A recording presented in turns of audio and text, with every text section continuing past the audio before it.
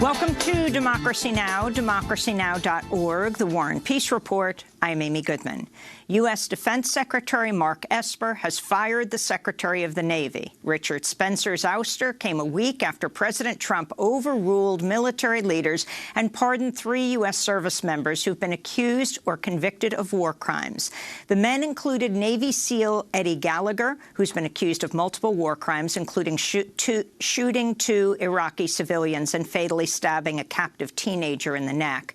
Gallagher was convicted of posing with the teenage corpse, but acquitted of premeditated murder.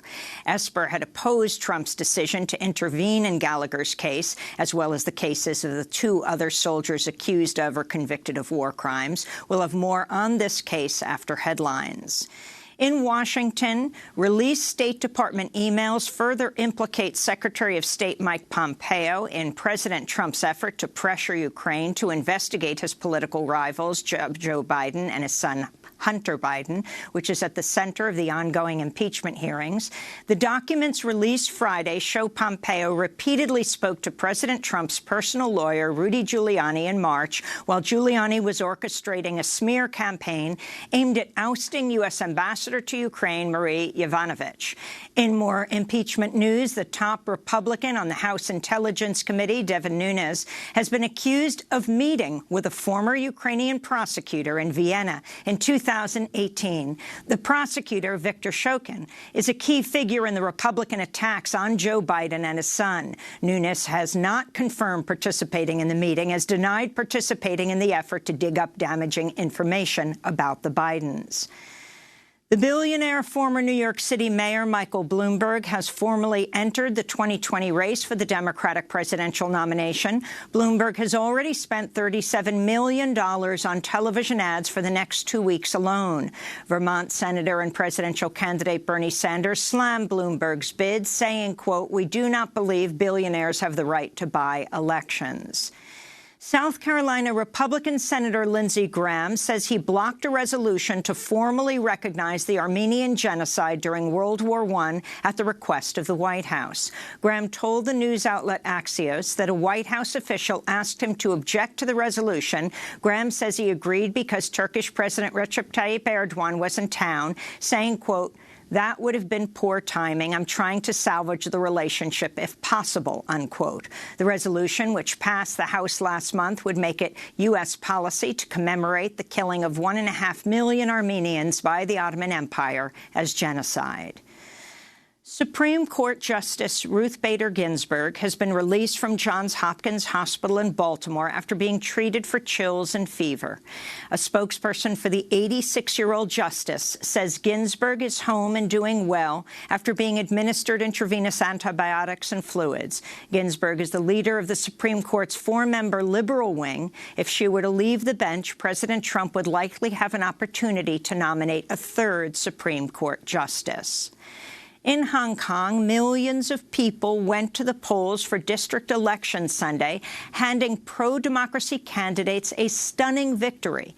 Pro-democracy candidates won nearly 90% of the seats, 400 of 452, amidst the ongoing massive pro-democracy protests that have rocked the Chinese-ruled territory. This is one of the winning candidates, Kelvin Lam. They are not happy with how they deal with the protests so far, particularly in the last 5 months. And police brutality is actually over the top, I think. And I think that the Hong Kong people should really leverage on this result to ask for more democracy in the future.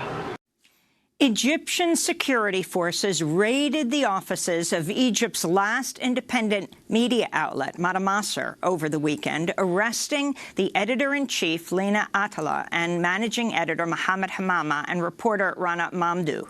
The raid of the Cairo office came 1 day after security forces also arrested Madamasar's senior editor, Shadi Zalat, at his home. All journalists have been released. The attack on the independent outlet came just a week after Madamasar published a report headlined "President's Eldest Son, Mahmoud al-Sisi, Sidelined from Powerful Intelligence Position to Diplomatic Mission in Russia." After headlines, we'll go to Egypt to speak with Madamasar reporter and Democracy Now! Correspondent Sharif Abdel-Quddus, who was also detained for a number of hours. In Iraq, security forces killed at least 13 people Sunday amidst ongoing anti-government protests, bringing the total death toll to over 340 people. The demonstrators are protesting corruption and lack of jobs and basic services, including clean water and electricity.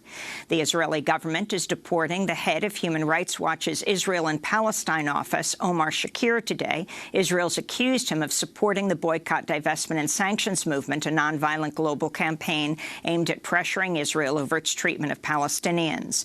A 2017 Israeli law bans foreigners from Israel if they publicly support the BDS movement. This is Omar Shakir speaking in a pre-recorded video released today. After 2.5 years, the Israeli government will today expel me over my human rights advocacy. This has never been about BDS. It's always been about the Israeli government's efforts to muzzle Human Rights Watch. But it's had exactly the opposite effect. The world has seen through this for what it is. It's an attack on the human rights movement. Bolivia's self-appointed leader, Jeanine Áñez, has signed legislation paving the way for a new round of presidential elections that would bar President Evo Morales from running after Morales was ousted in what he describes as a military coup. Áñez's new interior minister has threatened Morales with life imprisonment if he returns to Bolivia. Morales is currently in exile in Mexico. Since his ouster, the Bolivian military has carried out at least 2 massacres of his supporters. In Chile, the photojournalist Albertina Martinez Burgos was found stabbed and beaten to death Thursday at her home in the capital, Santiago. The 38-year-old journalist was documenting repression against anti-government protesters at the time of her death, particularly violence against women. It's reported her recent photographs of the ongoing massive demonstrations against Chilean President Sebastián Piñera have also been stolen. Leaders of the coal industry knew as early as the mid-1960s that burning fossil fuels causes climate change. That's according to a recently discovered 1966 copy of the magazine Mining Congress Journal, in which the head of a now-defunct mining research company wrote that the combustion of fossil fuels was increasing carbon dioxide in the atmosphere, causing global temperature increases. He continued writing, quote, "Such changes in temperature will cause melting of the polar ice caps, which in turn would result in the inundation of many coastal cities, including New York and London," unquote. The recently discovered article shows both the coal and oil industries have known about catastrophic climate change for decades, yet work to cover up the evidence in order to continue burning fossil fuels. In New Haven, Connecticut, over 40 people were arrested at a massive protest during the annual Harvard-Yale football game. Hundreds of students, faculty, and alumni from both schools rushed the field during halftime to demand the 2 universities divest their billion-dollar endowments from fossil fuels and companies profiting off Puerto Rico's debt crisis. London has stripped Uber of its license to operate in the city, dealing a major blow to the Wall Street-backed ride-hailing app. London is one of Uber's biggest markets. London's transportation regulator refused to renew Uber's license, citing a pattern of failures that place passenger safety and security at risk. Uber can continue operating there while it appeals.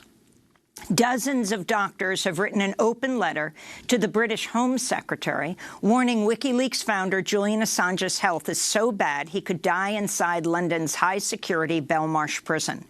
The more than 60 doctors are calling on the British government to move Assange to a hospital. Assange is currently jailed on charges related to his decision to skip bail and take refuge inside the Ecuadorian embassy to avoid extradition to Sweden on sexual assault charges. The investigation has been dropped for the 3rd time. Assange now faces possible extradition to the United States, where he faces up to 175 years in prison for his role in publishing U.S. classified documents exposing U.S. war crimes in Iraq and Afghanistan. To see our recent interview with Niels Melzer, the UN Special Rapporteur on Torture, about Assange's health, as well as the interviews with Tariq Ali and Margaret Kunstler in his new book in defense of Julian Assange, go to democracynow.org. And in New York City, at least 58 people were arrested Friday night protesting New York Governor Andrew Cuomo's plan to add 500 police officers to patrol the subway stations to crack down on fare evasion. The march comes after a series of arrests in subway stations, including of a woman selling churros. This is Chelsea, one of the protesters. Our priorities are out of whack, that we literally invest more into criminalizing poverty than actually fixing poverty. Like, we would rather spend more time making poverty a crime than actually fixing poverty as an issue for people. Like, that literally makes no sense. You know, with $250 million, you could have literally put that into a fund to help people get Metro cards so they could be paying the fare back into the, that's convoluted. This whole city is convoluted. The mayor, convoluted. All the police, convoluted. Like, everything that they stand for is convoluted. The city's plan to hire 500 police officers will cost $250 million over the next 4 years. That's more than the MTA expects to save from reduced fare evasion over that same time period. Activists denounced police brutality during the march, saying police tackled people and smashed them into cars. And those are some of the headlines. This is Democracy Now!, democracynow.org, The War and Peace Report. I'm Amy Goodman.